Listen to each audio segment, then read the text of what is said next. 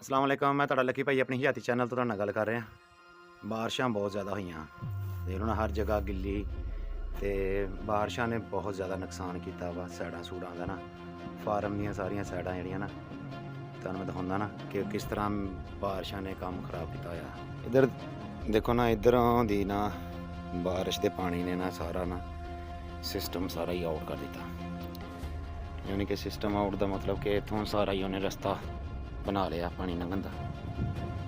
ਪਾਣੀ ਬਾਰਿਸ਼ਾਂ ਦਾ ਇੱਧਰੋਂ ਦੀ ਇੱਥੋਂ ਦੀ ਇੱਧਰ ਦੀ ਆ ਫਾਰਮ ਦੇ ਨਾਲ ਦੀ ਹੋ ਕੇ ਆ ਦੇਖੋ ਕਿਸ ਤਰ੍ਹਾਂ ਮਸਲ ਕਿ ਸਾਰਾ ਇਹ ਨਾ ਨਿਜ਼ਾਮ ਜਿਹੜਾ ਬਣਾਇਆ ਸੀ ਸਿਸਟਮ ਸਾਰਾ ਹੀ ਉਲਟ ਜਿਹਾ ਕਰ ਦਿੱਤਾ। ਹੁਣ ਇਹ ਸਾਰਾ ਸਿਸਟਮ ਦੁਬਾਰਾ ਨਾ ਸੈੱਟ ਕਰਨਾ ਪੈਣਾ ਤੇ ਹੁਣ ਕਾਫੀ ਮਿਹਨਤ ਵੀ ਤਲਬ ਕੰਮ ਆ। ਉੱਪਰਲੀ ਸਾਈਡ ਫਾਰਮ ਦੀ ਆ ਗਈ ਆ, ਇੱਕ ਟੋਇਆ ਆ ਪੈ ਗਿਆ ਹੋਇਆ, ਠੀਕ ਹੈ। ਤੇ ਬਾਕੀ ਇੱਥੋਂ ਸਾਰਾ ਠੀਕ ਆ, ਛੱਤ ਵੀ ਠੀਕ ਆ, ਇੱਕ ਟੋਇਆ ਆ ਪੈ ਗਿਆ ਹੋਇਆ, ਹਾਂ ਟੋਇਆ ਪੈ ਗਿਆ।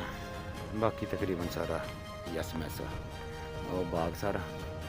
ਬਾਕੀ ਦੁਆ ਯਾਦ ਰੱਖਿਓ। ਬੜੀ ਮਿਹਰਬਾਨੀ। ਅੱਲਾ ਹਾਫਿਜ਼।